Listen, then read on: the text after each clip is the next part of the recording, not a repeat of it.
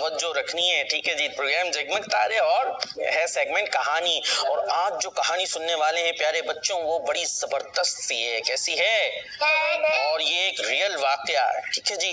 اور یہ واقعہ ہے مسلمانوں کے تیسرے خلیفہ، نام پتہ ہے کسی کو مسلمانوں کے تھرڈ خلیفہ کا؟ نہیں پتا؟ چلے ہم بتا دیتے، حضرت عثمان غنی رضی اللہ تعالیٰ عنہ۔ کیا نام ہے؟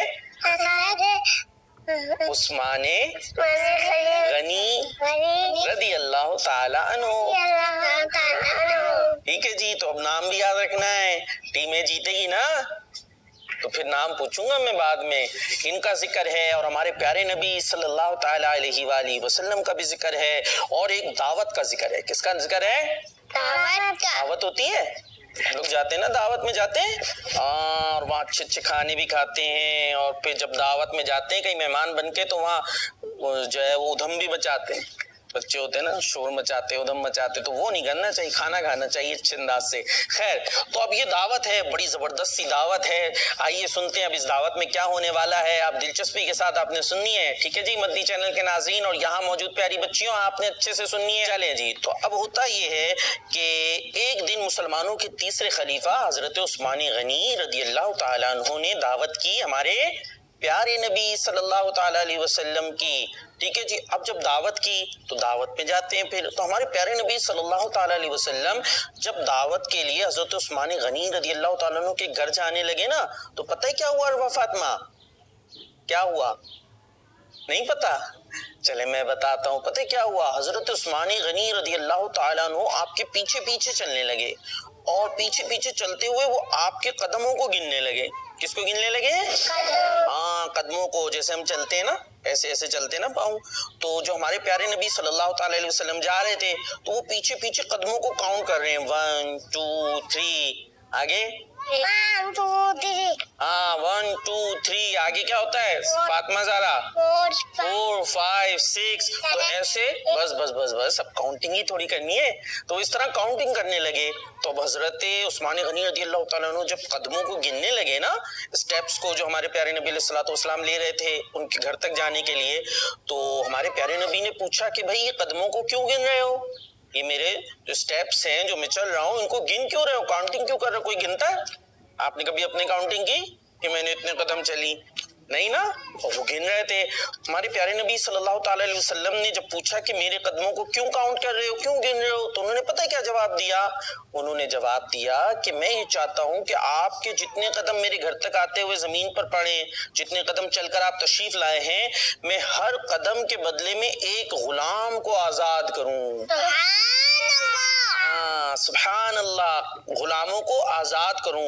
اچھا اب یہ غلام کیا ہوتے ہیں؟ ہو سکتا ہے آپ کو سمجھ میں ہی نہ آیا ہو، اور بچے جو گھروں پر موجود ہیں وہ بھی سوچ رہے ہوں بھائی یہ غلام کیا ہے؟ پتہ ہے کسی کو غلام؟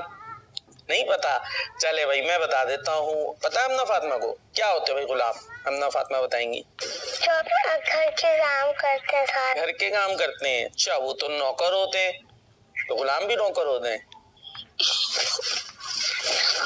جی کچھ صحیح بتا رہی ہیں، ویسے صحیح بتا رہی ہیں ماشاءاللہ۔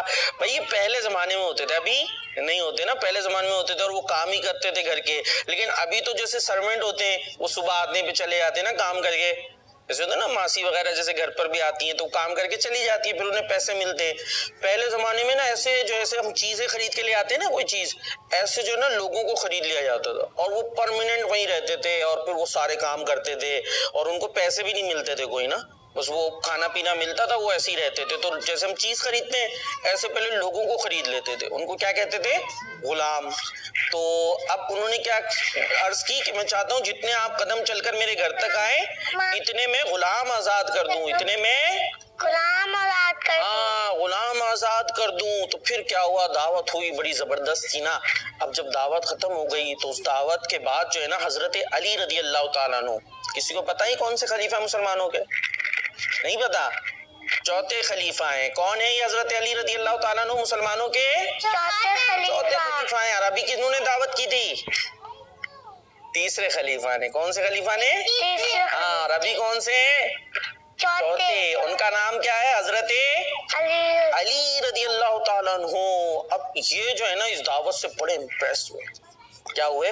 ہاں بڑے متاثر ہوئے کہ حضرت عثمان غنی نے اتنی اچھی دعوت کی اور جو ہے اس میں غلام بھی آزاد کیے جتنے ہمارے پیارے نبی صلی اللہ تعالی علیہ وسلم قدم چل کر آئے.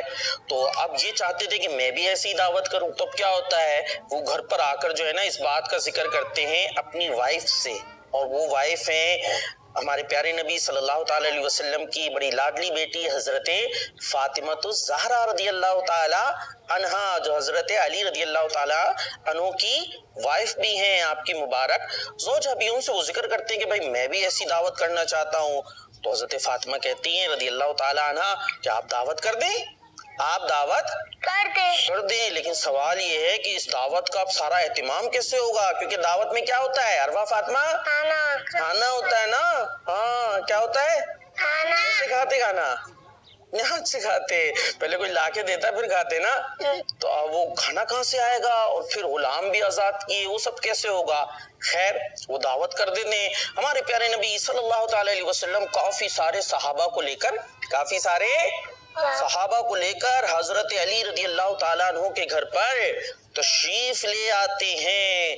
اب کھانے کا انتظام کیسے ہو جی مدنی چینل کے ناظرین, پیارے پیارے بچوں, اب سنیے گا کہ کھانے کا انتظام کیسے ہوتا ہے. کھانے کا انتظام ایسے ہوتا ہے کہ حضرت فاطمہ الزہرا رضی اللہ تعالی عنہا رب کی بارگاہ میں, اللہ پاک کی بارگاہ میں ہاتھ اٹھا دیتی, اللہ پاک سے دعا کرتی ہیں کہ یا اللہ پاک تو اپنی بندی فاطمہ کی عزت رکھ لے کہ اس نے تیرے محبوب صلی اللہ تعالی علیہ وسلم کی دعوت کی ہے, تو اپنے حبیب صلی اللہ تعالی علیہ وسلم کے لیے کھانے کا انتظام فرما دے. اور یہ دعا کر کر جو ہے نا وہ برتن کو جو ہے چولہے پہ رکھ دیتی ہیں. برتن کو کہاں رکھ دیتی ہیں, چولہے پہ کیوں رکھتے, بھائی کھانا پکتا ہے نا, تو آپ چولہے پہ وہ برتن کو رکھ دیتی ہیں اور اللہ پاک سے دعا کرتی ہیں کہ تو اپنی بندی فاطمہ کی عزت رکھ لے. اب برتن میں کھانا کہاں سے آئے گا, کہاں سے آئے گا, نہیں پتا, ہم تو لا کے ڈال دے نا, مگر وہاں کیا ہوتا ہے وہ اللہ پاک سے دعا کرتی ہیں, اللہ پاک اس برتن کو جنت کے کھانے سے بھر دیتا ہے.